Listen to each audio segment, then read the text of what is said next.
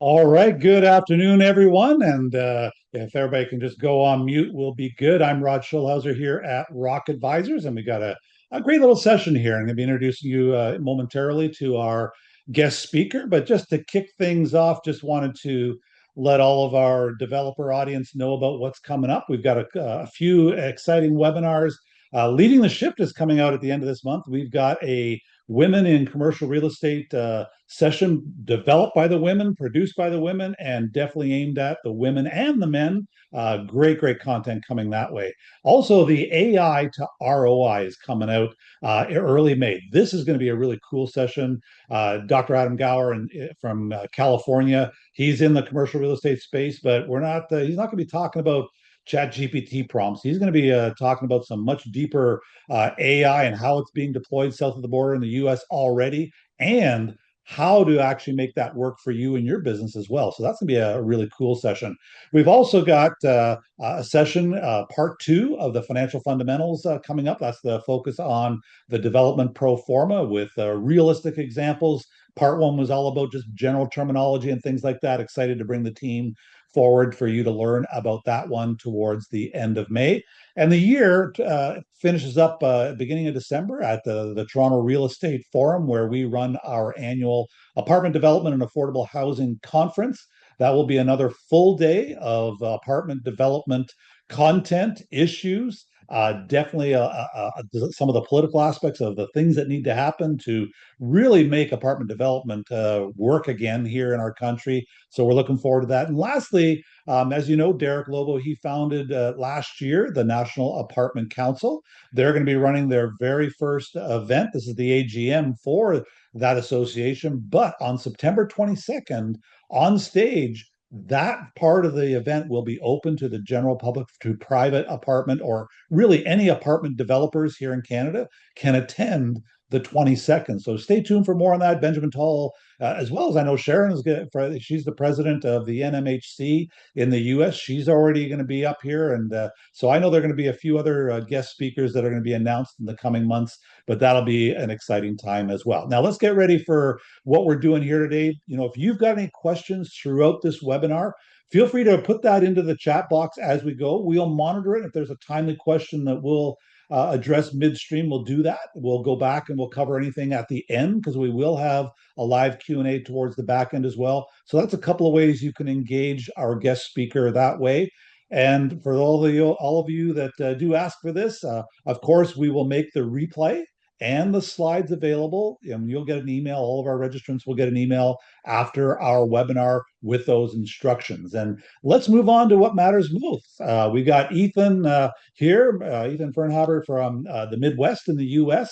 And Derek has spent time with Ethan, and we're certainly looking forward to what he has to share. Welcome, Ethan, and thank you so much for sharing with us in advance. And I've obviously I've seen what you're going to be doing, and this is going to be exciting for every one of us to partake in. So thank you for being here, Ethan.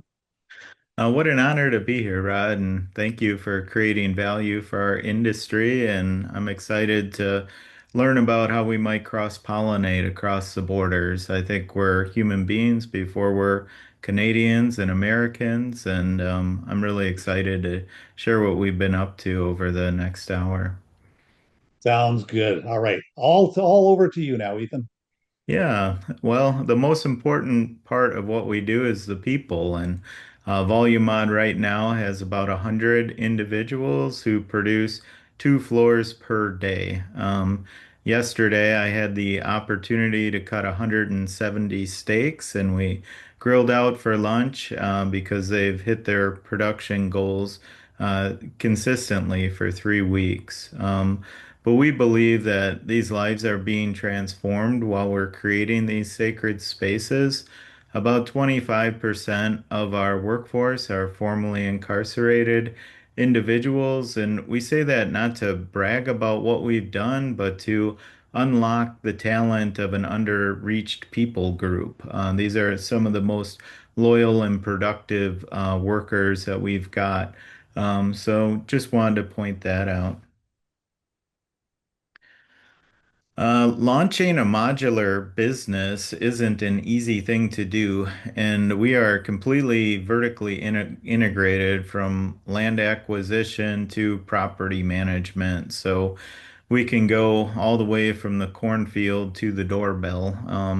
Our organization was created over 20 years ago, and we started off doing a lot of acquisition renovation.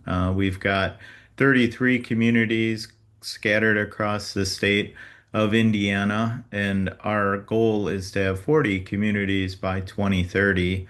Having enough of 60s, 70s, and 80s product in our portfolio as we continue to grow, we ask the question, how might we build or acquire new communities? And at about that point in time, my co-founder, Matt Crouch, got his thesis in modular housing from the University of Indianapolis.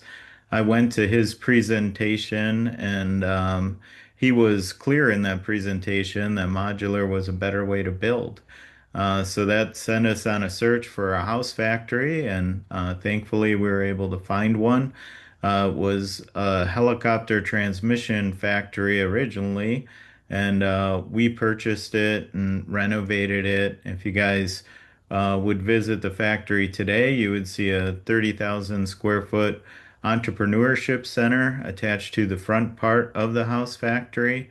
And then we've got about 150,000 square feet dedicated to the modular home production. Beyond that, we've got about 22 acres of ground. As we'll learn later in the presentation, it's important that you set in batches. The cost to rent a crane is about $6,000 per day, and you want to limit their time by feeding that crane as quickly as possible.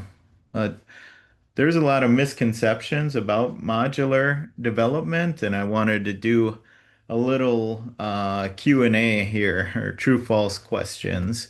The first one is modular is the same as manufactured or mobile. And the correct answer is absolutely false. Modular units are built to the same requirements as stick built. Here in the US, we have IRC, it's a residential code, and then we have a IBC, that's the commercial code. So within our modular units, we have integrated fire suppression, alarm systems, HVAC controls. So it's really just like stick built, except they're built stronger, and that will lead us to our next question. The quality of modular is superior to site construction. The answer there is true. Modular is built robust so that it can withstand craning. I like to say on the way to the job site, a modular home endures an earthquake and a hurricane. If you think about a home traveling 70 miles per hour down the road, those are some pretty significant pressures on these homes. We weigh our homes. There's actually on the crane, it tells you how much the modular home weighs. And the homes we're producing are about 26,000 pounds. So they're use about 20 or 30% more building materials than your typical stick-built construction. An unexpected blessing of modular is the energy efficiency of these homes. We use all the right fasteners, all the right adhesives, and all the right process when putting these homes together. So when we did a blower door test at one of our first communities, it came in uh, almost double what the standard would be to gain a green energy home rating. The next question is about appraisals. Yeah, modular structures appraise similarly to stick built, and the answer there is absolutely true. The value of an asset is contingent on the net operating income that it produces and also the going cap rate in that specific project. So after the site is built, we have Fannie Mae debt on a modular home. That's a government-backed debt here in the US, and it would appraise and be valued the same as a stick-built project. Our last question is on-site construction produces more waste than modular? And the answer there is absolutely. We only buy what we need. There's exact specifications, and then we have a recycling program that will be rolling out in our factory to make sure that any offcuts gets recycled and that we're not filling up the dumpsters. If you think about the energy efficiency of modular, another great thing about Volumod is that we purchased an apartment complex within walking distance to the factory. So instead of having 32 contractors and 32 separate pickups driving to the job site in a rural location in Indiana or Kentucky or Illinois, you have people physically walking to work, which is a huge gas savings and, more importantly, time savings so that they can have more time with their families. I think our next slide has a picture of a mobile home gone haywire. You guys can see the tires up in the air towards the upper left-hand corner of the picture there. Mobile homes have a chassis, integrated steel chassis, and they're not known for their durability. I've purchased, renovated, and torn down mobile homes, and this is not what modular is. So think of modular as a process and not as a product. So some of you are familiar with panelization.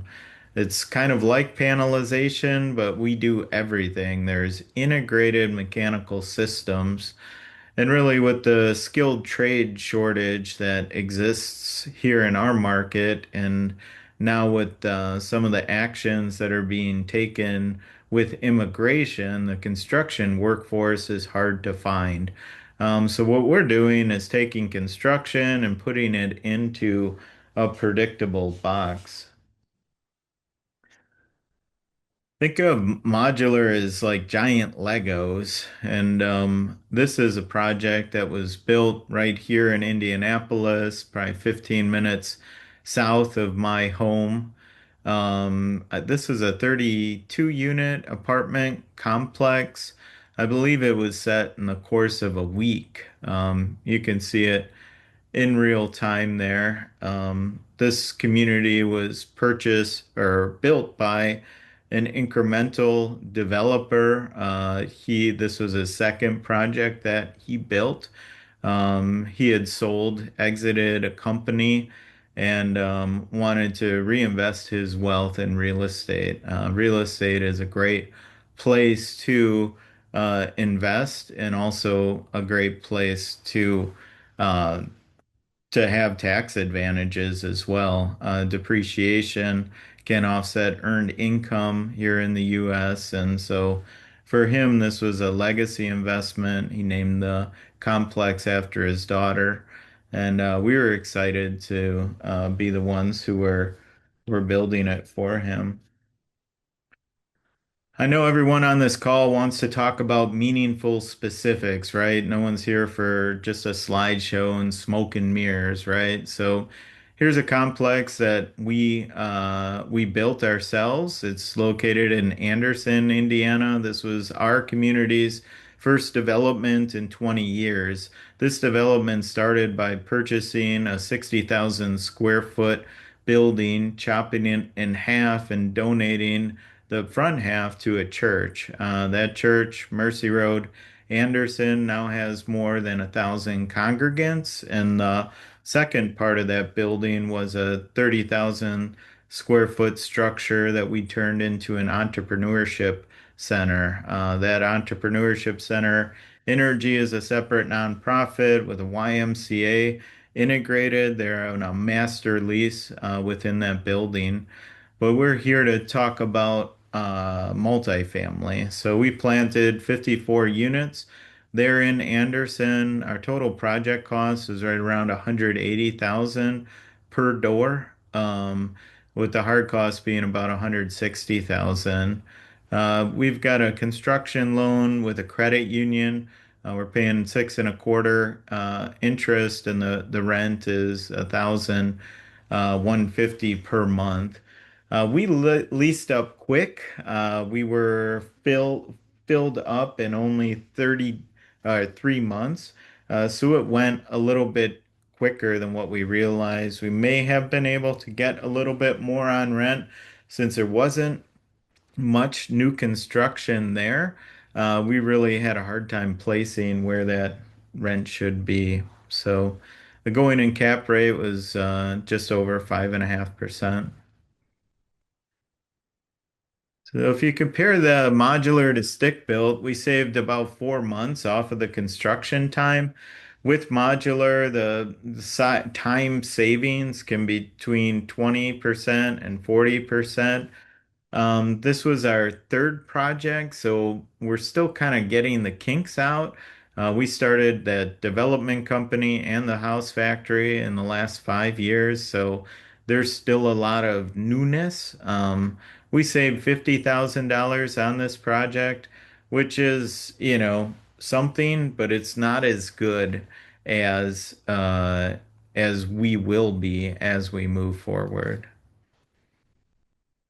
And Jacob, I just saw your question pop up. Highland Park Apartments is a modular project. It's not manufactured housing. So if you go into the crawl space, there will be no steel beam, and you'll see wood frame on a permanent block foundation.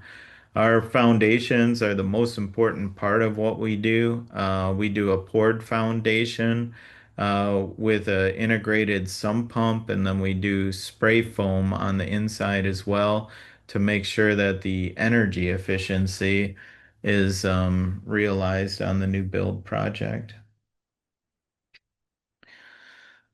So I talked a little bit about the accelerated revenue capture. So basically, with modular, you can move from the real power is you do the horizontal and the vertical at the same time. That moves up your rent collection and decreases your interest reserve, and therefore you have this accelerated revenue capture, right? So we can go vertical quickly, and really as a developer, and I spoke to a guy this morning. He wants to do 12 developments per year. If he can do twice the developments with modular because they go faster, guess what? That's a lot more development fees that he can capture. We've kind of found our niche within LIHTC, that's low income housing tax credit development. And they're mostly concerned about risk, right? With site built, you have a longer timeline, right? Labor shortages are a real thing.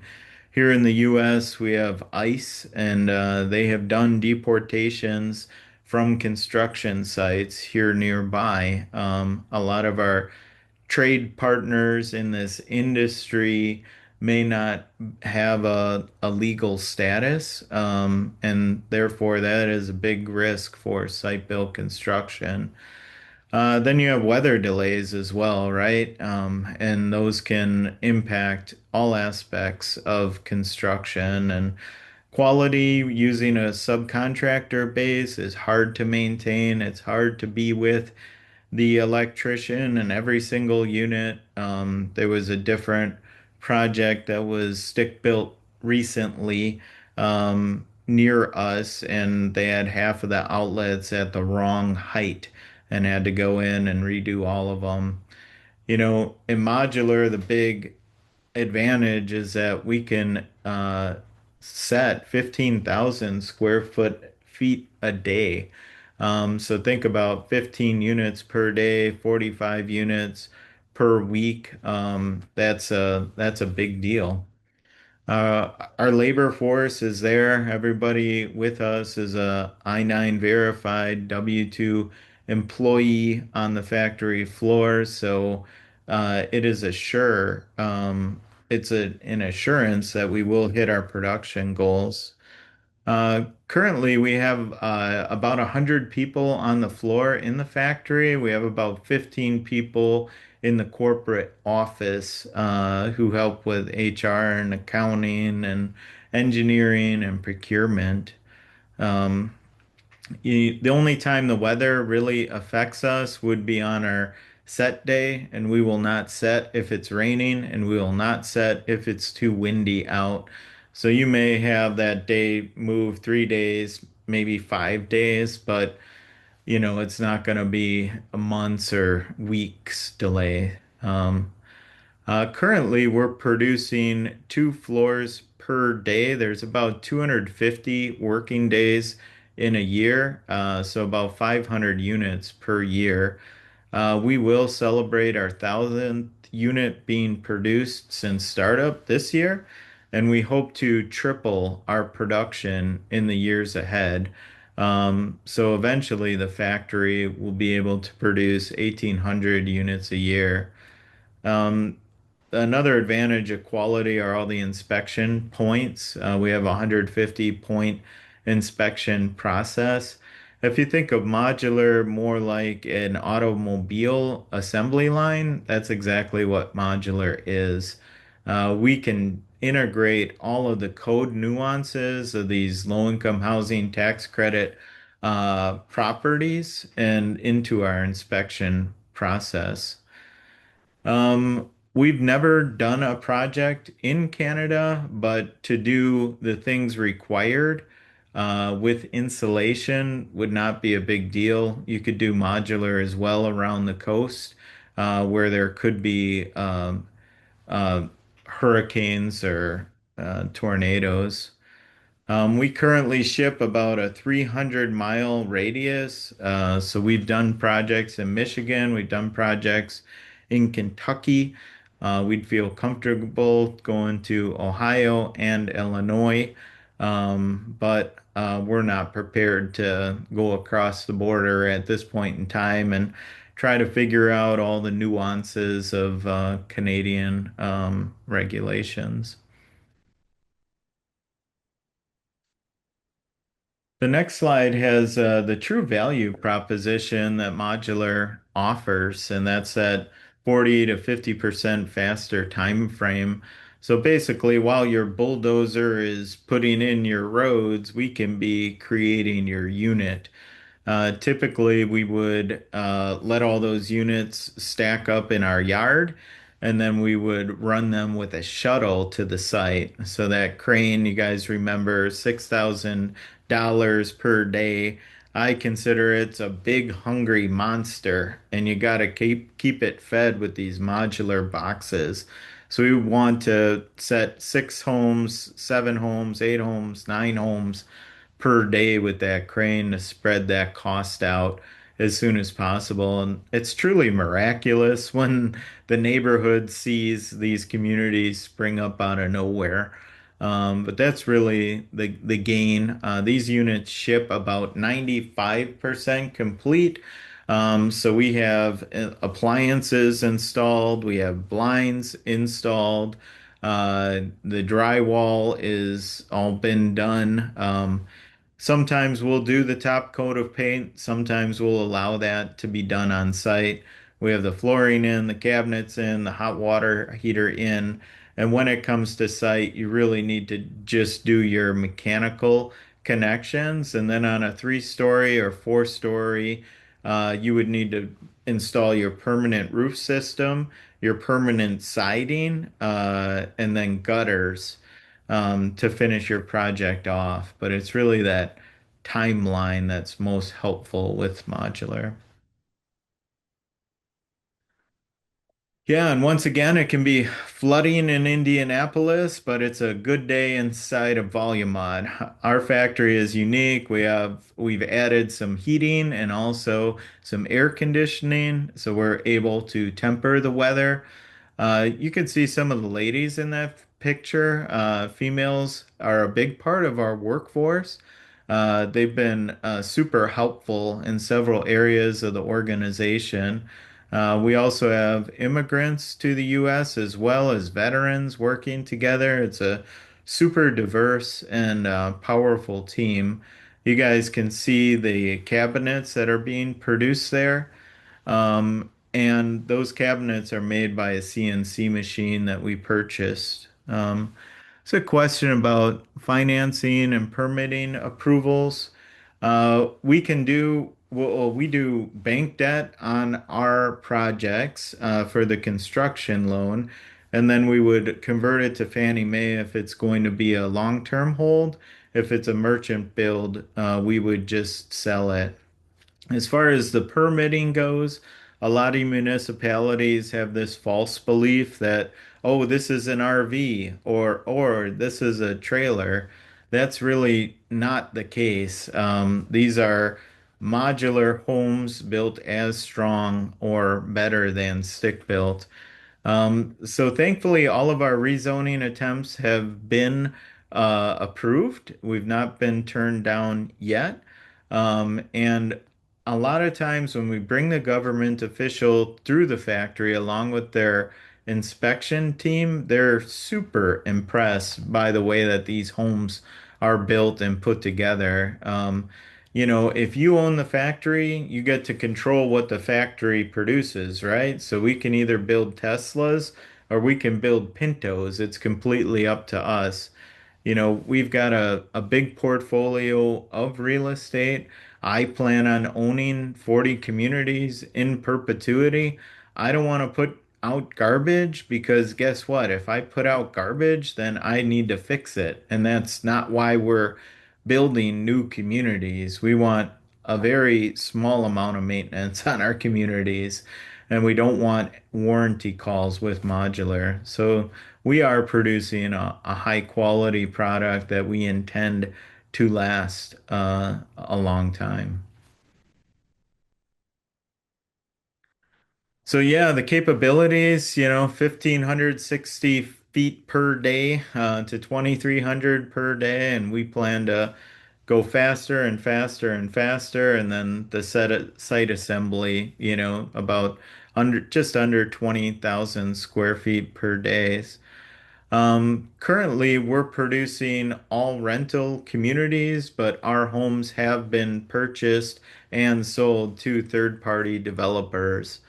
So either one would be possible. We don't do like onesie twosie stuff. Our big thing is we want to do a lot of volume with a little bit of margin. So we have a 10 box minimum order.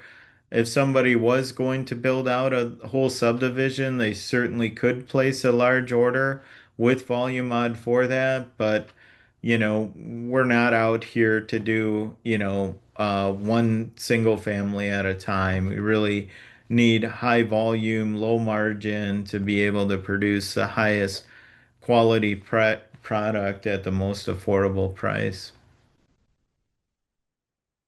Yeah, and kind of to date, we have 750 modules that have been delivered, and we could service up to 14 states here in the US using that 350-mile radius. I think we're certified in maybe 3 or 4 different states. We found a lot of our customers are CDCs who are awarded some kind of job with a some kind of incentive or grant. You guys see Radiant is one of them. Englewood is another one that we've worked with.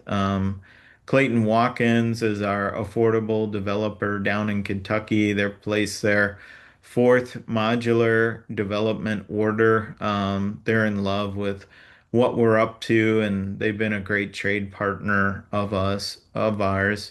Volunteers of America started out with a duplex and a couple of triplexes on a project here in Indianapolis. And we look forward to continuing to expand our developer base. I think if we get three developers, three prolific developers, we would prefer to have a small group of highly committed developers in our portfolio. There is quite a bit of new neurological connections that need to be made when you're adopting modular, and it would be easier for us to do repeat business with a few people than try to educate the masses about modular. Yeah, I wanted to say thank you. We do have a newsletters, a series of newsletters that you guys can sign up for as well by using that QR code there on the screen. Um, we have the development company, the house factory. There's also a private partner email list that you can subscribe to that would allow you to see behind the curtains here in my own life and the family of companies that we own and operate. You guys will see that we're a growing company and we have called to be creators, right? And I really want to help create a more accessible housing solution for the citizens of our state. There is some untapped land that's currently in floodplains, and we think modular would be a great solution for that since you could use piers to elevate them beyond the floodplain. And using underutilized resources is a big deal to me. I also think going into rural or urban contexts that are more difficult for developers, modular is a perfect solution for that.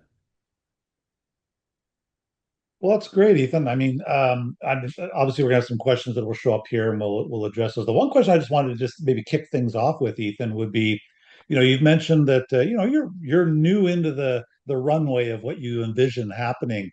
Have you got one or two big lessons that you've learned in your infancy that you see, taking advantage of the learnings in the next few years? Yeah, that's a great question, Rod. I think in startup mode, it's gonna take a lot more money than you expect. So, we have $3 million of inventory sitting at the factory today. And it's kind of this, you need to build your sales pipeline. Now you need to build production to keep up with sales. But you also need like the sophistication as well to do the more complex builds that we're really running into. So we've kind of figured out how much overhead we need, and it's way bigger than what we originally planned on. So now we need more volume to pay for that additional overhead.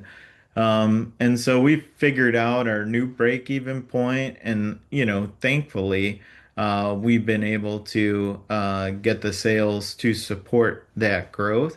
But it's more complex than you think it would be to build this business. And maybe I'm just too much of an optimist, but the two big points for me are, continue to invest in the people.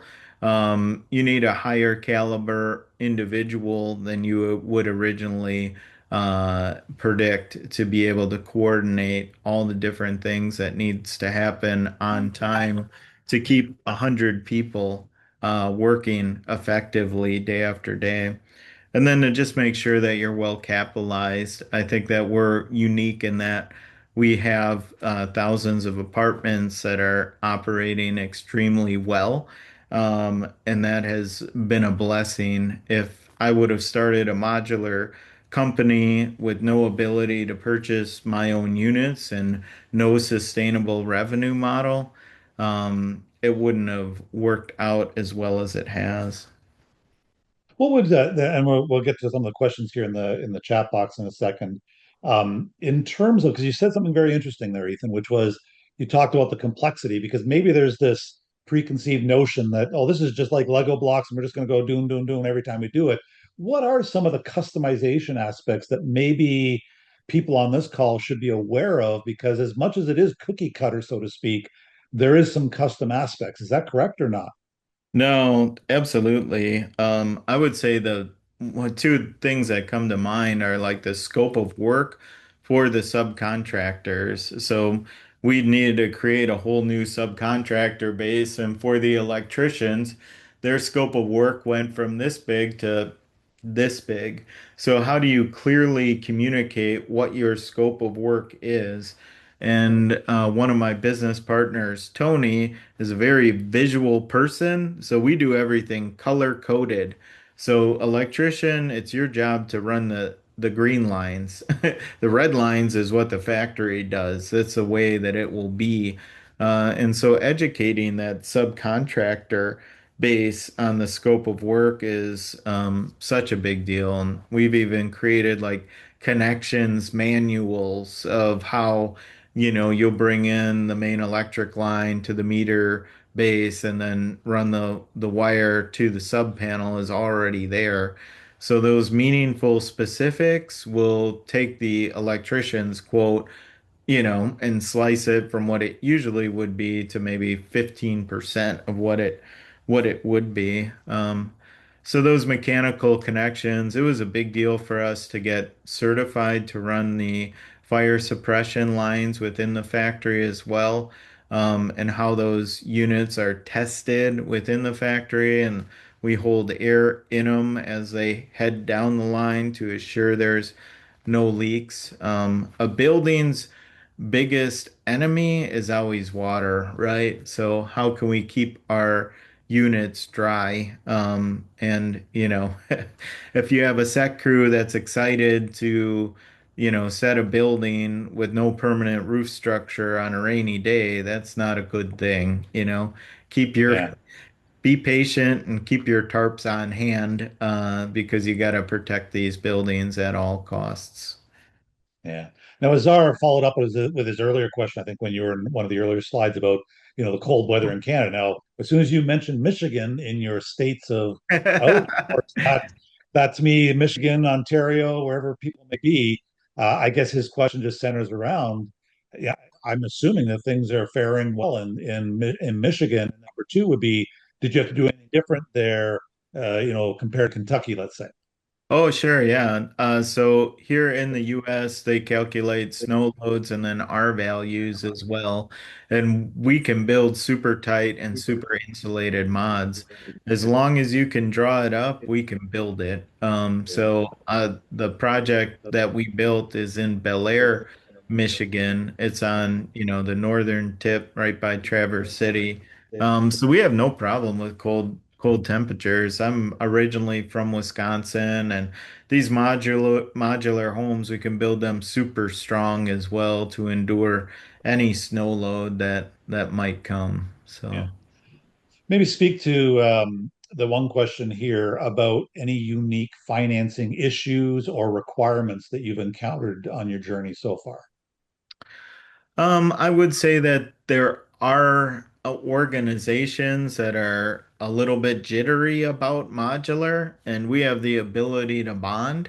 So this is basically an insurance policy. It's a production and performance bond, so that, if the factory doesn't produce, I personally guarantee that the factory will produce what they say they're going to do. The cost of the bond is added to the project, but a lot of these low-income housing tax credits, they really want that assurance that we're going to do what we said we're going to do. Yeah. Okay. And the next question following that one was around so municipalities and the potential delays. Like you mentioned that you had to, whenever there was some pushback, you've been able to resolve them all so far in terms of zoning and all that. Have you run across anything that has come down to the point of delays, or is there any special factors you've had to deal with outside of just the education of what it is? Yeah, I think every project is it's its own story. And I think the number of unknowns, I think the utility companies here in the US can certainly throw a wrench into your plans. So in the beginning, we thought, well, the utility company will call it in, like they'll be out in a couple weeks and connect it. And that's not the case. And every utility company is different. So now we're running temp power to our projects. So even if, permanent, we're going to have it underground permanently, at least we'll set some poles and get the lights on so we can finish up the paint, the punch within the units and get somebody in there, and then we can switch over to the pretty underground at the utility company's leisure. So that was a unpredictable event, but the municipalities have really been, for what we're doing. They understand it's a better way to build. And every government official we talk to here, housing is number one or number two on the list of concerns. We agree it's a real problem, and we believe that we are part of the solution of that problem. And when we tell the story that we're long-term owners and we invest deeply in our residents, our employees, and the communities that we operate in. We've really been met with excitement instead of opposition. Yeah, and I think I'm going to kind of lump together a couple of points that have been made here in the chat box. I know personally myself, Derek and I, we visited, some local. We're here in the GTA here in Ontario, and we visited modular builders that are building similar form factors, and it's relatively new for us here in our neck of the woods. But that all considered, so the technology you're deploying here is not something you've invented. It's obviously been around, but you've applied your own methodologies, your own processes. So my question comes down to this, which is here on our audience, we have apartment developers, and they've been facing everything since the June 22, interest rates impact, and now the tariff environment that's maybe impacted supply and demand and supply lines and costs and all that. That all put together, what message would you have to conventional apartment developers in terms of the wheels spinning in their heads about entertaining the idea of incorporating the modular technology into what they've traditionally done? What recommendations, what ideas and thoughts would you convey to that kind of an individual? Yeah, our original consultant who helped us stand up the factory was from Canada. So you do have some, good producers there. On our all future contracts, we are going to take care of the ship, the set, and the stitch. So that's the most risky part of the process, and we won't allow our customers to fail by doing that in a way that wouldn't be advantageous. So I would encourage these developers have the factory do the ship, the set, and the stitch of your units to make sure that what they're delivering is a completed project. Volumod will actually lock in pricing at the point of payment of the deposit. So basically, we collect your deposit and then we issue all of your purchase orders, which really eliminates all the issues surrounding tariffs as well.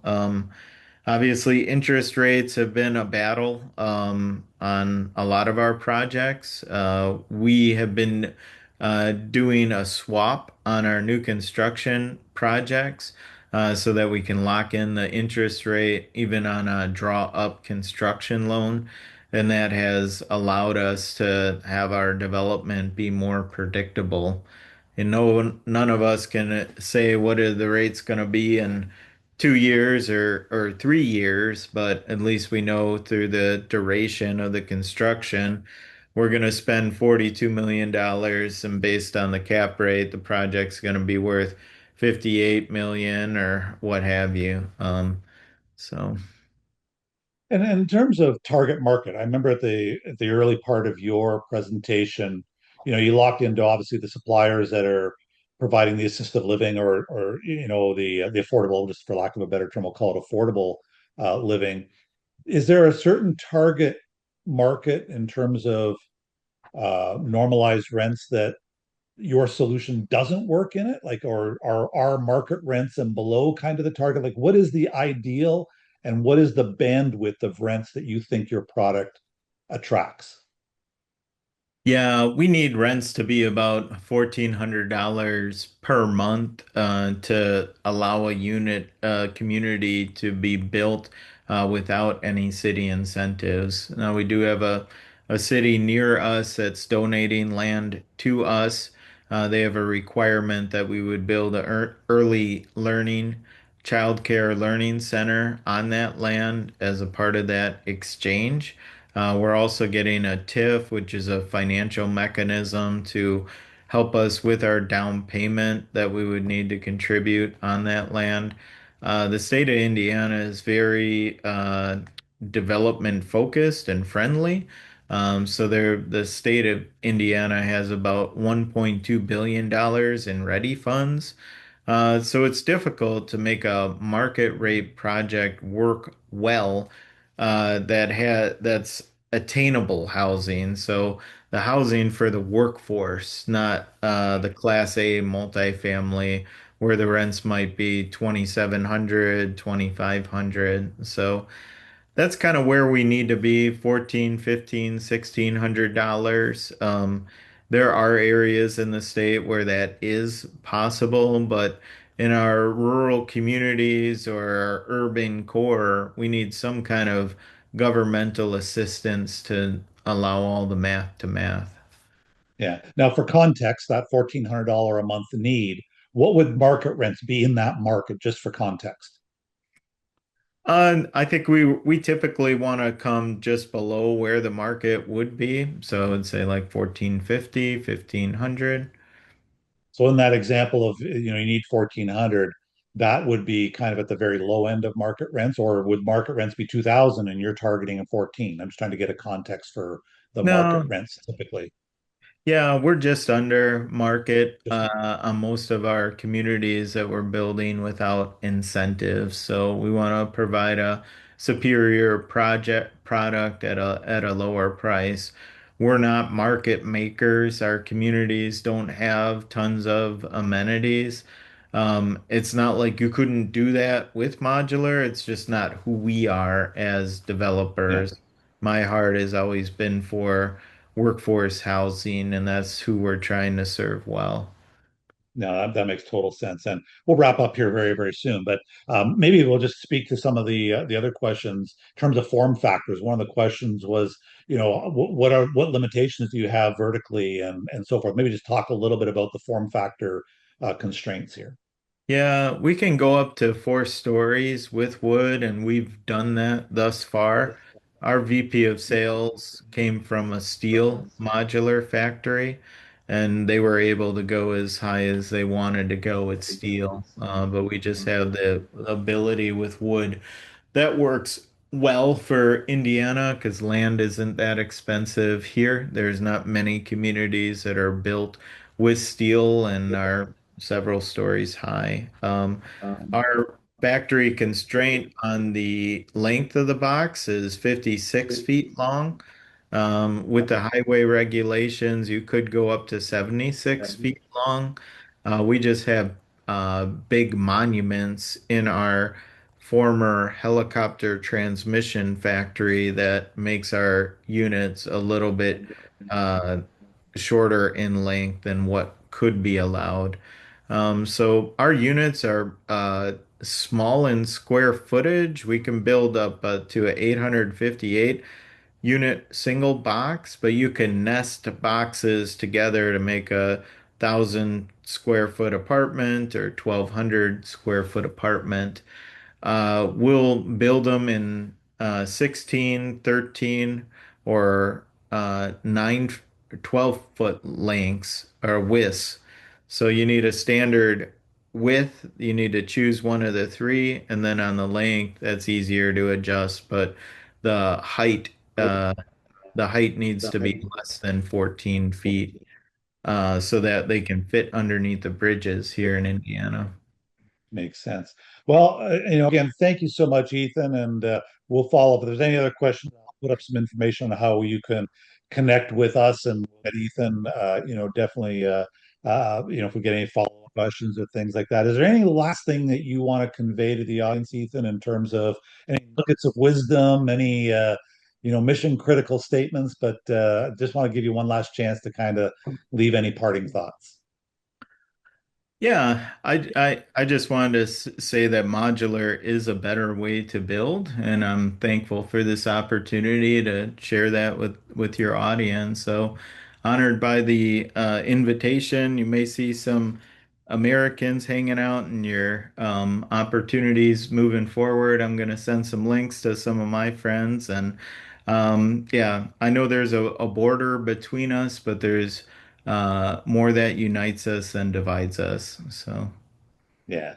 Well, thank you. And you know what? We do actually do a fair bit of business in your backyard, and you know we help a mhm. lot of our clients, whether it's private equity investments and so forth, in your markets. So we know the place of where you're at. That's how Derek met you. It's great to have you.